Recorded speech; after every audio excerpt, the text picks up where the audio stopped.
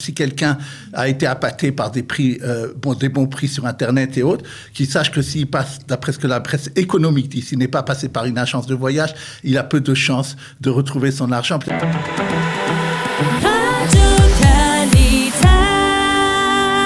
Comme chaque mercredi, fidèle au poste, nous retrouvons avec plaisir le docteur Daniel Guggenheim pour nous présenter sa revue de la presse économique de cette semaine. Bonjour Daniel. Bonjour, avec plaisir. Alors Daniel, bien entendu, on s'affaire au sein du gouvernement pour tenter de maîtriser, on va dire, ce rebond de l'épidémie. Et les mesures que le gouvernement prend, et même les mesures que le gouvernement n'a pas encore pris, mais qu'il pourrait prendre dans les prochains jours, eh bien, ça risque de coûter encore pas mal d'argent aux caisses de l'État. Essayez de nous dresser de faire un point là-dessus, à ce sujet. Qu'est-ce que ça va coûter, encore une fois, à l'État d'Israël? Est-ce que l'État d'Israël dispose des moyens, justement, de faire face à un nouveau rebond? Oui, je voudrais d'abord dire les conséquences économiques directes de nouvelles réglementations. Je rappelle, vous l'avez peut-être fait dans votre revue de presse et dans la présentation, qu'à partir de ce matin rentrent les régulations concernant ce qu'ils appellent maintenant le Tava Mesameach. Oui. Au lieu de l'appeler le vert, on appelle ça ce qui est joyeux, oui. Et qui fait que si maintenant des gens vont dans des endroits... On sera plus joyeux, même si on est contaminé, on sera plus joyeux, voilà. Oui. Alors, ils sont dans des endroits fermés, et qu'il faudra ou avoir un test qui montre qu'on n'a pas le corona, ou bien avoir été 2 fois reçu les 2 doses. Maintenant, ce qui se passe, la chose suivante, c'est que avec cette régulation, il y a des amendes très fortes. Non seulement au niveau, qu'on vient de dire, si quelqu'un il entre là-bas, il reçoit 1000 shekels, mais même si celui qui organise ce genre les fêtes, 10 000 shekels, lui va recevoir, même s'il n'a pas mis un panneau disant qu'il faut mettre les masques, parce qu'il faut remettre les masques à l'intérieur, les gens ne le savent peut-être pas encore maintenant, et il va commencer à y avoir de nouveau des amendes à ce sujet, et donc ça c'est le point de vue économique. Une deuxième chose qui est, je pense, évident pour les gens, on a une période d'été, juillet-août, et on a une période où les gens vont beaucoup en vacances, et l'Israélien va souvent beaucoup à l'étranger. Maintenant, la presse israélienne, et pas seulement économique, a parlé et a montré les queues importantes qui sont à l'aéroport, ouais, devant pour prendre les billets, pour voyager, et également dans les endroits où le ministère de la Santé a dit qu'il est interdit de voyager. Maintenant, qu'est-ce qui s'est passé? Quelle est la réponse de ces gens-là? Ces gens-là ont dit la chose suivante. Nous, on a payé de l'argent, et c'est la 2e fois que ça nous arrive, et c'était avant que Bennett nous dise de ne pas y aller. Enfin, le ministère de la Santé avait dit avant Bennett de ne pas y aller, mais... Bennett oui, a mais fait les gens ont pris leur billet d'avion. Ils ont dit ça suffit, on a perdu. Et ce qui est vrai d'ailleurs, la plupart des gens n'ont pas été remboursés. Il faut d'ailleurs savoir que si quelqu'un a été appâté par des prix, des bons prix sur Internet et autres, qu'il sache que s'il passe, d'après ce que la presse économique dit, s'il n'est pas passé par une agence de voyage, il a peu de chances de retrouver son argent. Peut-être au maximum, la compagnie lui permettra de reporter son billet. Maintenant, les gens donc ont dit ça, et ce qui se fait que ils ont quand même décidé de voyager. Il faut savoir, c'est marqué dans des marqueurs, c'est-à-dire dans l'économie, ils ont parlé de ça, que des gens, des Israéliens touristes qui ont voulu partir, par exemple en Italie, et ils sont partis dans un yacht, dans un bateau, ils étaient très bien pendant 1 semaine, et puis après, ils ont eu le corona là-bas, et Israël leur interdit de revenir. Donc il faut savoir, et ça fait depuis 11 semaines que ces Israéliens-là sont coincés à l'étranger, et bien qu'ils sont Israéliens, on leur permet pas de revenir puisqu'ils ont eu le corona. Il faut savoir que quand les gens partent et veulent quand même, pour ne pas perdre de l'argent, ils prennent ce risque de devoir rester à l'étranger. Maintenant, quand même, il faut dire les chiffres qui a été donné par les agences de voyage. Le trafic à Ben Gurion n'est que de 1/4 de ce qu'il était il y a 2 ans. Ça veut dire il y a quand même il y a quand même quelque chose qui s'est passé. Maintenant, à cause de ça et à cause aussi des réglementations sur les fêtes et sur la culture hier, Bennett leur a parlé de ça, elle leur a dit qu'ils vont faire partie des restrictions aussi. Ce qui va se passer, la chose suivante. les indépendants ont déjà pris les devants et il y a surtout les agences de voyage, par exemple tout ce qui est tourisme,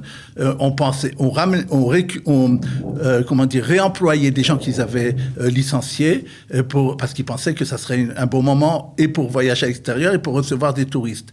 Or maintenant ils sont de nouveau de plus avoir d'activité. Donc les indépendants sont allés rencontrer le ministère des Finances pour dire ne faites pas comme vous il y a 1 an ou 2, quand ça a commencé il y a 2 ans, d'être les attartements, de pas tout de suite payer, il y a 1 an, pardon, de pas payer l'argent, mais commencez déjà, nous on veut de nouveau ce qu'on appelle les manakim, de recevoir de nouveau de l'argent, si on a 25% en moins de nos rentrées. Alors, pour l'instant, ils sont en train d'en discuter.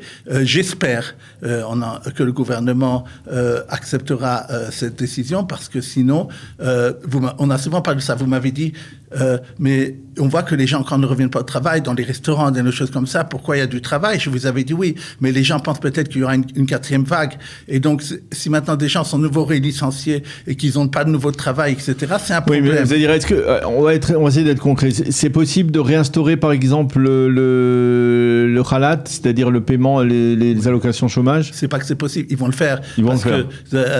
J'ai pas une boule de cristal. Ce que moi je vois, ce qu'on entend, c'est que en mois d'août, si ça continue comme ça, ils ont parlé de 7 à 10 000 cas par jour. Et le nombre des malades graves augmente, malgré ce qui est dit des fois dans la presse. Ils ont dit, il y a des fois les chiffres qui sont donnés, d'ailleurs, ne sont pas, pour un économiste, je peux vous dire, ne sont pas vrais. Et malheureusement, c'est malheureux à dire. C'est des gens donc, qui sont décédés qui avaient reçu aussi les 2 doses, comme on dit. Donc, disons que si ça va comme ça n'a pas de raison qu'Israël ne fasse pas comme dans les autres pays, et il y aura des très très fortes restrictions. Vous savez qu'on parle du mois de Tishri, qui est un mois pour l'économie en général. Il y a un mois, les gens achètent plus, les gens vont dans les hôtels, etc. Ce qui, pour l'instant, le ministère de la Santé a dit, ce qui semble se donner, à moins qu'il y ait un miracle, c'est qu'on soit dans la même situation qu'on a été il y a 1 an, et il faut s'y attendre. Voilà, alors ça, c'est les premières informations qui ne sont pas particulièrement encourageantes sur le plan économique. Alors, on reparle à nouveau, bien entendu, et on va probablement en parler ces prochaines semaines, du budget de l'État, qui doit être voté à la rentrée tout de suite après les fêtes. Alors, quelles sont les dispositions économiques qui vont accompagner ce budget et qui suscitent d'ores et déjà de sérieuses critiques, on va dire? Oui, pour répondre à votre question, si le budget, 3 lectures ne passent pas le 1er novembre, la Knesset est dissoute. Ouais. Il est possible d'ailleurs que ça soit avant, parce que quelqu'un, je ne sais pas si les gens savent, sont allés à la Cour suprême parce qu'ils ont demandé 1 mois en plus, et c'est pas sûr que la Cour suprême accepte cette loi-là qui a fait de repousser le budget. On va voir ça. Pour le sujet lui-même des mesures qui accompagnent le budget, ce qu'on appelle en Israël Chok HaEsderim. Oui. Lieberman, je l'avais dit ici, est venu avec des déclarations nettes au début. Il n'y aura pas d'hausse d'impôts pendant le budget qui va se passer cette année et le budget prochain. Il a été d'ailleurs, la Banque d'Israël dit, tu as raison.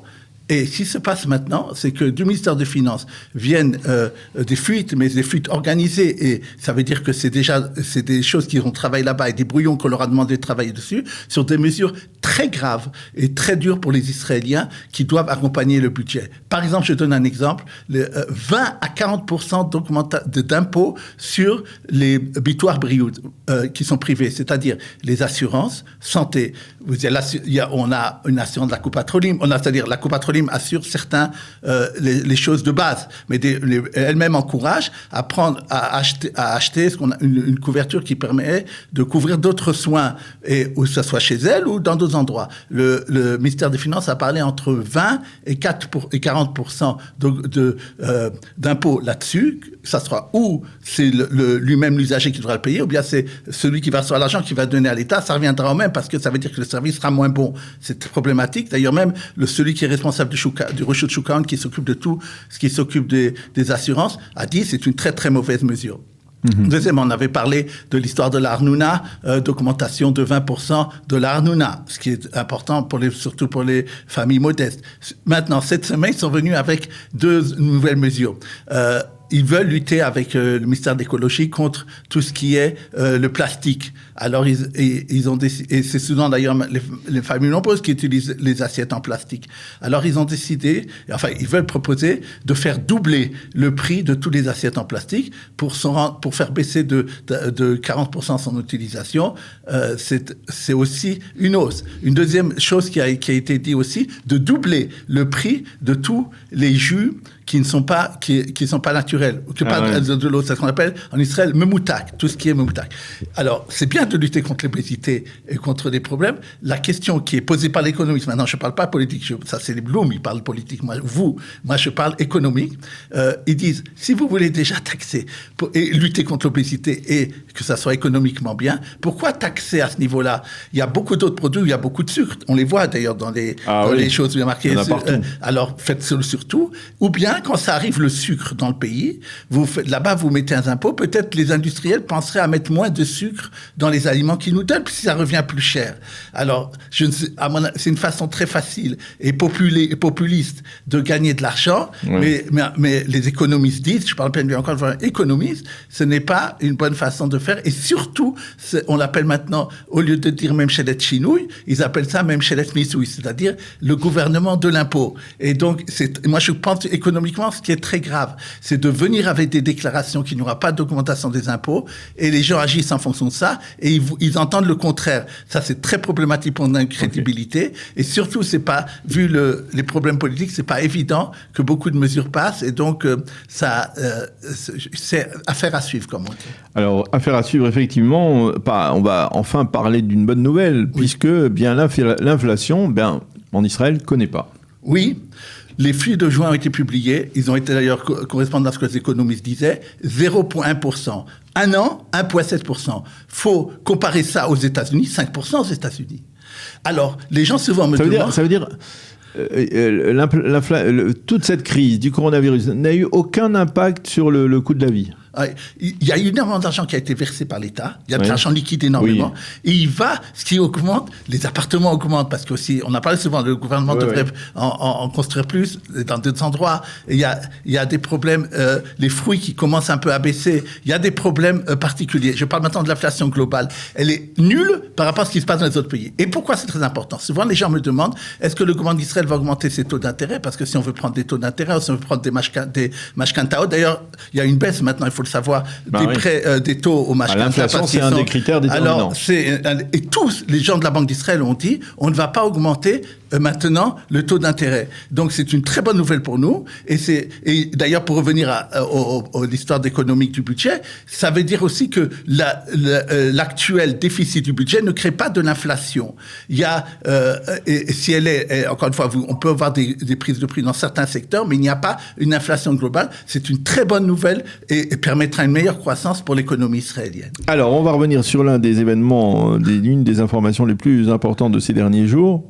Eh bien, les glaces, c'est les fameuses affaires de glace de Ben & Jerry's et le boycott décidé par la compagnie internationale, qui ne veut pas commercialiser ces glaces à l'intérieur de la Judée et de la Samarie. Quelles sont les répercussions économiques de ce boycott? Et je le disais tout à l'heure, on parlait du patron de Ben & Jerry's en Israël, Avi Zinger, qui lui voudrait ne pas avoir à faire les frais de ce boycott, alors que lui s'y est farouchement opposé. Oui, d'abord ça entraînerait, si ça devait s'arrêter, le licenciement de centaines de personnes qui travaillent à Kiryat Malachi. Oui, il y a 200 personnes. Dont beaucoup sont d'ailleurs pas des juifs. Donc, il faut réfléchir aussi à part ça. Je voudrais dire deux choses. Il fait d'abord que, apparemment, beaucoup d'Israéliens ont écouté votre brillante explication que vous avez donnée sur I24 hier, où, en fait, l'histoire de Ben & Jerry, vous avez montré justement que c'est pas le Ben & Jerry en Israël qui est responsable, mais Unilever à l'extérieur. Et les Israéliens ont entendu ces explications données par vous et par d'autres. Et hier, il y a une augmentation de 20%. C'est ça. Parce qu'on avait vu une ministre, Barbie Veil, jeter à la poubelle les Ben & Jerry's, qui en fait c'était des Ben & Jerry's israéliennes qui aident au marché du travail. Et c'était un geste un peu ridicule. Oui, parce qu'on n'a pas écouté votre explication. Ouais, voilà. C'est pour ça. Ou l'explication d'autres personnes qui ont fait la même chose. Il faut toujours réfléchir quand on fait une chose. Voilà. Je voudrais dire quand même à ce sujet quelque chose qui, moi, m'a étonné. C'est dans Haaretz, qui n'est pas d'ailleurs considéré comme quelque chose de droite. Et il a publié vendredi dernier que le ministère des Affaires étrangères et de la culture tropère ont signé un accord avec l'Europe cette semaine, vendredi dernier. Un accord que le gouvernement avait refusé de faire, de participer avec l'Europe à un MESAM, c'est-à-dire l'Europe donne de l'argent pour promouvoir de la culture dans des pays, et il est marqué dans cet accord qui s'appelle Creative Europe. Dans cet accord, il est marqué qu'il n'y aura aucun argent qui arrivera pour les gens qui habitent dans les implantations, et Israël a dit qu'il veut rentrer dans cet accord-là. Donc, d'un côté, on parle de Ben & Jerry's, mais on ne parle pas de ce que le gouvernement fait, qui, d'un autre côté, point de vue économique, là, c'est énorme, ça peut être très dur pour les Juifs qui sont dans les implantations, point de vue de la culture. Voilà. Un dernier mot pour le NSO ou pas? Allez, dites-moi un mot là-dessus, mais il est tard, je crois que... Alors, on le dira la semaine prochaine. S'il y a encore à dire. Au revoir. Merci beaucoup.